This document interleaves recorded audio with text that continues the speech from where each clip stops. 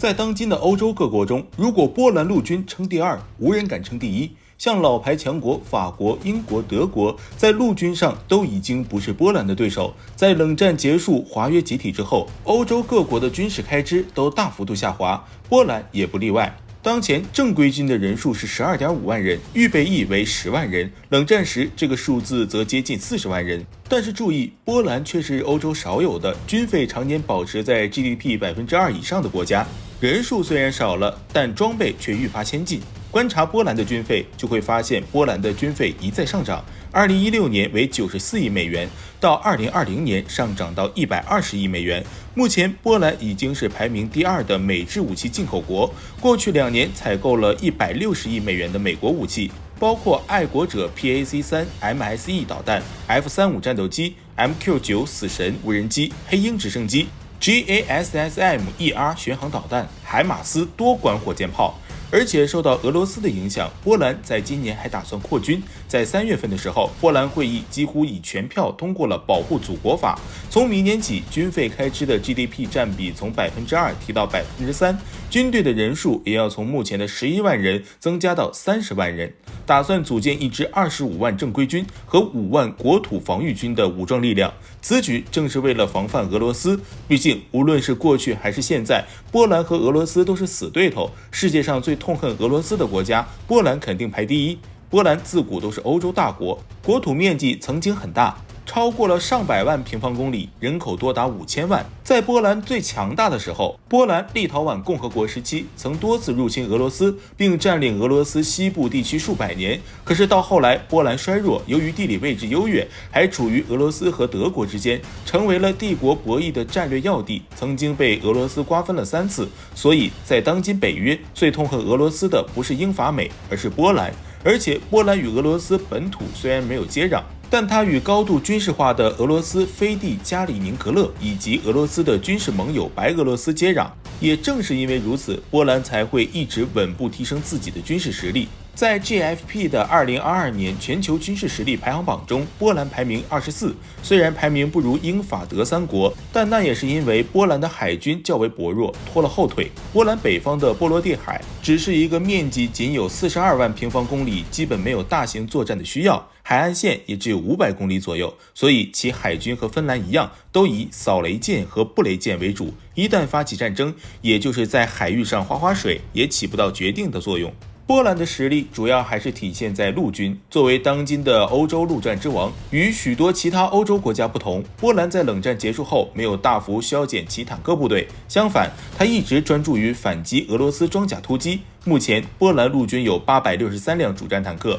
主要分为豹2、T72 以及 PT91 3种。PT91 是基于 T72M 的波兰最新改进型。主战坦克数量已经远远超过了德国。德军目前主要有244辆主战坦克，其中只有90多辆可以马上投入作战。这个数量与波兰相比，已经不在一个位面级别。实际上，几个欧洲大国英德法所有列装的主战坦克数量，全加起来都不如波兰军队的多。英国目前仅有200多辆挑战系列主战坦克，与冷战时期相差甚远。德国陆军的巅峰时期，2500多辆主战坦克的制式经历了数次裁军，加上经济萎靡，到现在就剩那么些家当，在陆军实力上已经不如波兰。除此之外，波兰陆军还装备了1268辆 BMP-1 步兵战车、237辆BRDM-2 装甲侦察车、670辆 AMV 装甲运输车。不论是从装备还是数量和质量上，波兰陆军都是欧洲第1大陆军。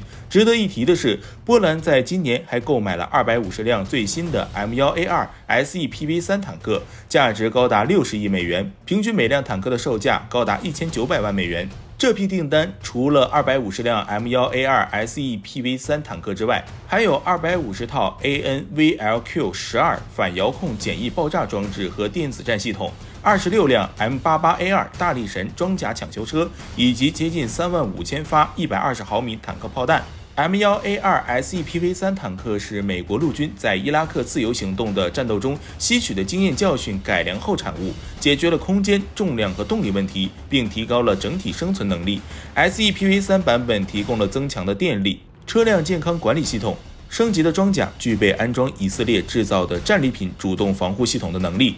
集成反简易爆炸装置 IED 防护、新的辅助动力装置和嵌入式训练辅助设备。美国陆军称其为史上最可靠的艾布拉姆斯坦克。根据合同，首批26辆坦克将在今年年底开始交付给波兰陆军，其余坦克则是在2026年之前完成交付。按照波兰的想法，这些坦克到位后会1比1替换原来的 T72M1Z 以及 PT91 等坦克。这些替换掉的武器装备也许会被波兰送给自己的邻居，用于抵抗俄罗斯的进攻。除了武器装备更多，波兰还是欧洲快速反应部队的主要成员，因此在训练强度上也是相当的高。除了日常训练，几乎每月都有实战演习，不是自己演，就是在与北约国家联演。波兰有时既扮演蓝军，又扮演红军，演练了从进攻到防御的多种作战形式。此外，波兰还积极参加世界各地的维和力量，派遣了大批部队驻扎国外，直接接受战地训练。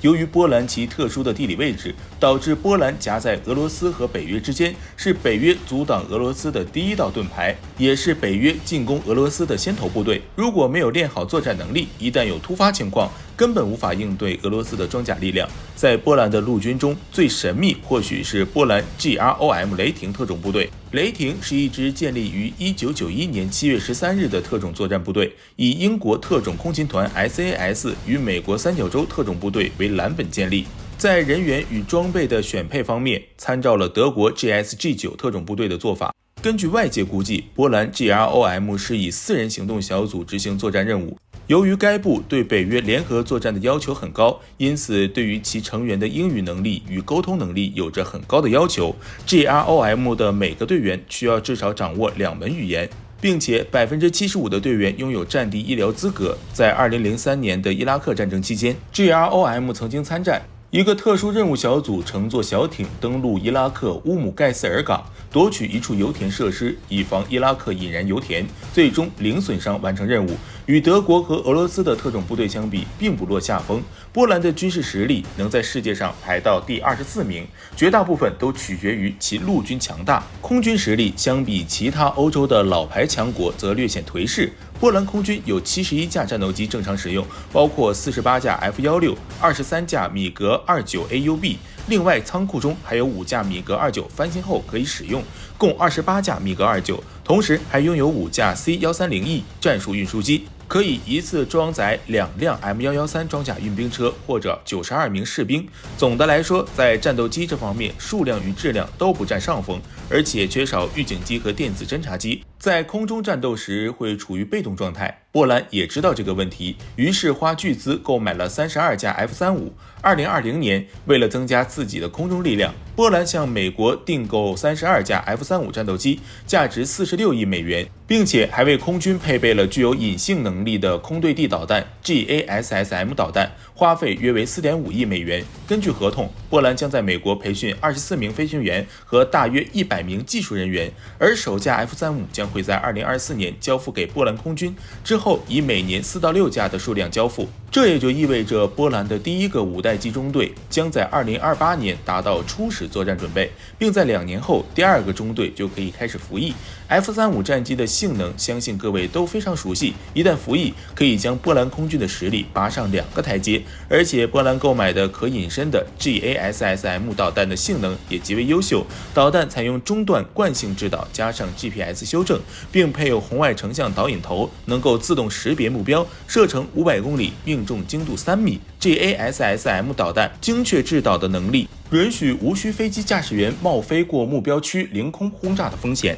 去摧毁高价值目标，加上隐身的特性，在攻击敌方主战坦克或者导弹发射装置时几乎是无往而不利。配合 F-35战斗机更是强强联合，二者都配备齐全后，波兰的军事实力排名再往前5个名次也不过分。而且 F-35战斗机也是对付俄罗斯的一大利器。我们可以先看一下欧洲各国都谁买了美国的 F-35战斗机。英国、比利时、荷兰、丹麦、挪威、意大利、瑞士加上芬兰和波兰，基本上把俄罗斯西部包围了。在战时，欧洲各国的空中力量都不会输给俄罗斯，甚至还可以让 F-35在自家边境线巡逻，威慑俄罗斯。比如这次俄军在边境集结，大军达巅峰时，美国从犹他州希尔空军基地出动了12架 F-35战机，还有350名军人到德国。接着2月22日时，6架 F-35从德国斯潘达勒姆空军基地飞到北约前线，降落在波罗的海和黑海地区，以加强盟国防御。除了美国以外，西欧国家也在俄罗斯附近的保加利亚、爱沙尼亚、立陶宛和罗马尼亚等盟国境内部署了 F-35。例如，荷兰就在保加利亚部署了4架 F-35，为北约执行空中警戒巡逻任务。当然，作为5代隐身战斗机 ，F-35的作用不仅仅是威慑，在必要时刻也是打击俄罗斯陆地军队的不二选择。回归正题，波兰的军事实力基本上是在稳步提升，其陆军已经是当前欧洲最强，空军在 F-35服役之后，也能一跃成为欧洲空军的头部玩家，其海军实力那就是不可抗力，无法继续升级。但是在北约盟友的支援下，海面上的冲突也不需要波兰操心。总而言之，波兰已经不是之前那个被分割的波兰，在居安思危的影响下，波兰已经在对抗俄罗斯的道路上越走越远，实力也越来越强，陆军实力已经无可挑剔，现在就只需静待空军开发结果。好了，今天的视频就到这儿了。各位朋友认为波兰的空军实力在欧洲能排第几？欢迎在视频下方留言评论，下期见。